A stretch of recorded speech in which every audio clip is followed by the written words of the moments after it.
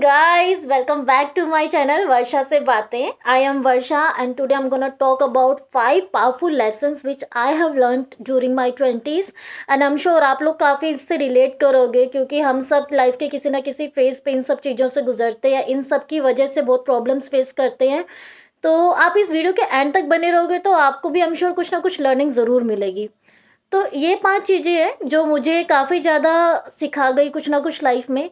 आज मैं आपके साथ शेयर कर रही हूँ. तो चलो बात करते हैं. तो गाइस मैं सबसे पहले नंबर 1 पे रखूँगी कि मैंने ये सीखा कि हमें अपनी लाइफ में ना लोगों से जो एक होते हैं फूलिश पीपल मैं उनको कहूँगी जो कभी अपनी गलती मानते ही नहीं हैं. ठीक है. जो लोग अपनी गलती कभी मानते ही नहीं है, उनको लगता है कि वो जो बोल रहे हैं हमेशा सही है एंड सामने वाला जो बोल रहा है वो हमेशा गलत है. तो हमें उन लोगों से कभी आर्ग्यूमेंट नहीं करनी चाहिए. तो उन लोगों से आर्ग्यूमेंट करके कोई फ़ायदा नहीं है. It just wastage of time. आपका टाइम बहुत कीमती है, आपका टाइम बहुत इंपॉर्टेंट है. तो ऐसे लोगों का जिनको आपको पता ही है कि ये लोग कभी अपनी गलती नहीं मानेंगे, ये लोग आपको ही झुकने को बोलेंगे क्योंकि वो तो हमेशा सही रहते हैं उनके अकॉर्डिंग. तो ऐसे लोगों से दूर रहो क्योंकि कुछ नहीं मिलने वाला उनसे आर्ग्यूमेंट करके. आपको कुछ बेनिफिट नहीं होगा और आपका जो नुकसान होगा वो अलग होगा, आपका जो टाइम है वो अलग वेस्ट होगा. तो ऐसे लोगों से दूर ही रहो. अगर वो बोलते हैं कि वो सही है उस चीज़ में, गलत हो के भी अगर वो बोलते हैं कि वो सही है तो आप बोलिए हाँ अच्छा है, आप ही सही रहो, हम गलत सही, और अपना अपना टाइम सेव करो और आप वहाँ से निकल जाओ.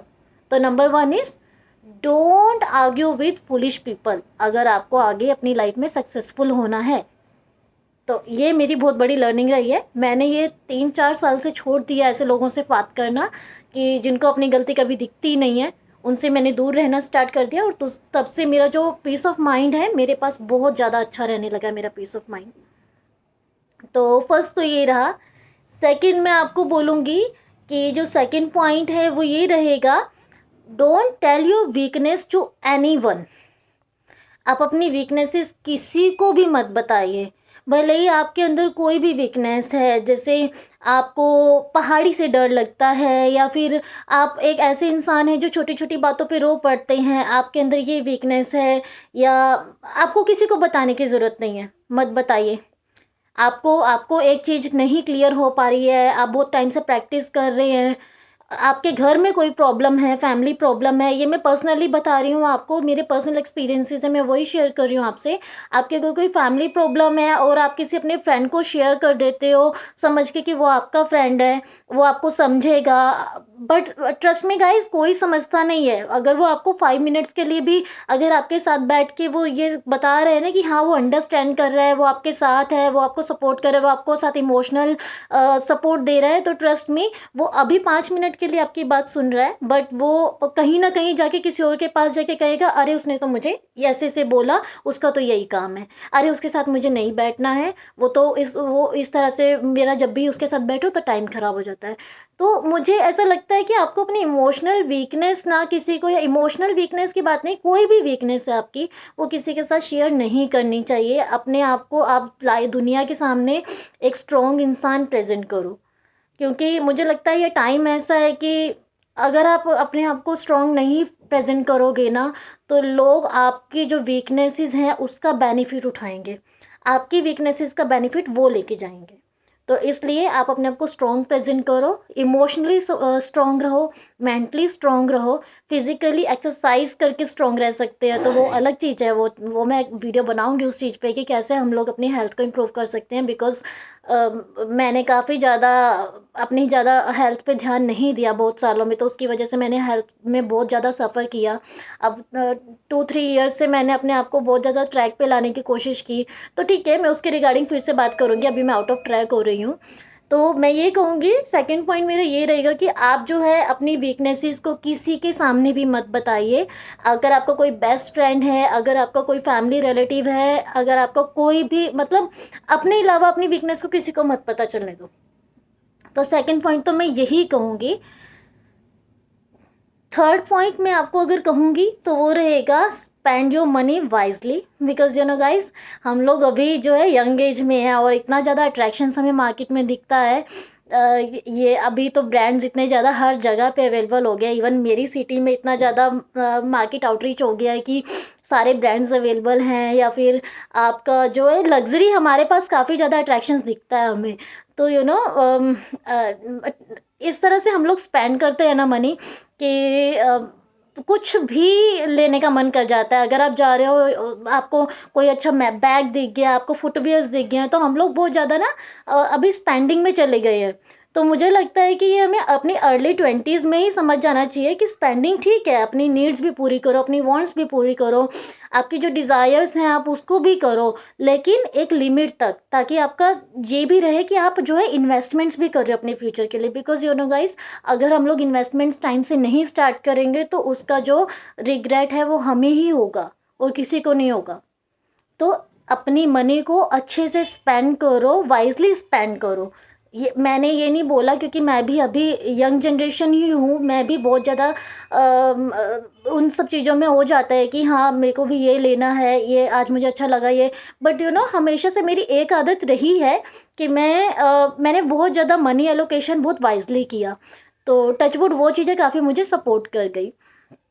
तो अपने एक्सपेंसेस को मैनेज करो, अपने जो इनकम है उसको देखो, आप कितना इनकम अर्न कर रहे हो, कितने आपको एक्सपेंसेस करने इस महीने। जैसे ही आपका सैलरी, अगर आप सैलरीड पर्सन है तो आपका जैसे सैलरी क्रेडिट हो रहा है, तो आप अपना पहले जो है एक्सपेंसेस को जो है एक लिस्ट बना लो कि आपको कितने बिल्स पे करने हैं, और पहले ही उसी टाइम जैसी सैलरी आती है आप अपना जो सेविंग है कि इतना तो मुझे सेविंग करना ही है इस मंथ, तो उसको आप साइड आउट कर दो, अपने एक अकाउंट दूसरे अकाउंट में ट्रांसफ़र कर दो, और जितना अमाउंट बचता है उससे आप एक्सपेंसेस करो, सो दैट आपको पता रहेगा कि मुझे अब इतने में ही पूरा महीना चलाना है। एंड तो ये मैं आपको बोलूँगी कि आप अपना मनी जो है काफ़ी अच्छे से वाइज़ली जो है स्पेंड करो।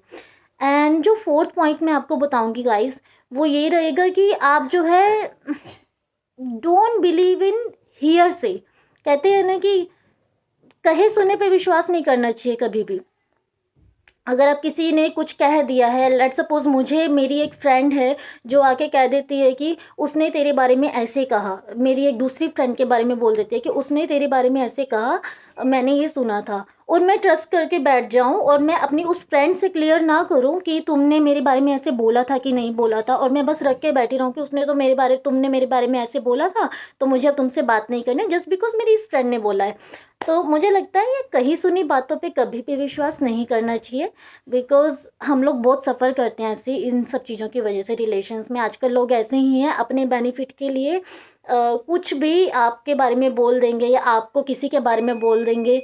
तो आज का टाइम ऐसे है, जब तक आप खुद नहीं देखो, खुद नहीं समझो उस चीज़ को, तब तक किसी की बातों पे विश्वास नहीं करना चाहिए। तो and trust me guys, this is my biggest learning in my 20s। तो कही सुनी बातों में मैं तो कभी नहीं आऊँगी, कभी नहीं आऊँगी, मुझे इतना पता है। कोई फ़ायदा नहीं है कही सुनी बातों में आके। अपना ही नुकसान है। हम ऐसे ही उन लोगों से रिलेशंस ख़राब कर लेते हैं जिन्होंने एक्चुअल में हमारे बारे में कभी कुछ कहा ही नहीं होता। जस्ट बिकॉज़ हम उन लोगों को ट्रस्ट कर लेते हैं जो हमसे बेनिफिट चाहते हैं, और वो दूसरों के बारे में हमें कुछ ना कुछ गलत बोल देते हैं। एंड फिफ्थ में जो सबसे इम्पोर्टेंट बात बताती हूँ, मुझे लगता है कि ये उन लोगों के लिए उन लोगों को ज़्यादा फोकस करती है जो लोग इमोशनल हैं। तो मैं फिफ्थ बात में ये कहूँगी कि गाइस, प्रैक्टिस डिटैचमेंट। मतलब आप डिटैचमेंट प्रैक्टिस करने सीखो, क्योंकि हम लोग जो हैं जो सेंसिटिव लोग होते हैं, या एवरीवन, वैसे मैं सेंसिटिव लोगों की बात नहीं कर रही हूँ, मैं उन लोगों की बात कर रही हूँ जो इस धरती पे हैं, क्योंकि हमें अटैचमेंट तो हर एक के साथ ही हो जाता है। हमें अपने पेरेंट्स के साथ अटैचमेंट है, हमें अपने फ्रेंड्स के साथ अटैचमेंट हो जाता है, हमें अपने बेस्ट फ्रेंड्स के साथ अटैचमेंट हो जाता है, हमें अपने डॉग के साथ अटैचमेंट हो जाता है, मतलब किसी के साथ भी अटैचमेंट हो जाता है यार आज के टाइम में। गर्लफ्रेंड बॉयफ्रेंड्स रहते हैं, उनमें अटैचमेंट हो जाता है, ठीक है। तो ये अटैचमेंट है ना, ये बहुत बड़ा रीज़न है कि हम लोग लाइफ में ग्रो नहीं कर पाते, हम एक रैशनल डिसीजंस नहीं ले पाते। इसका बहुत बड़ा रीज़न है कि हमें अटैचमेंट रहती है लोगों से।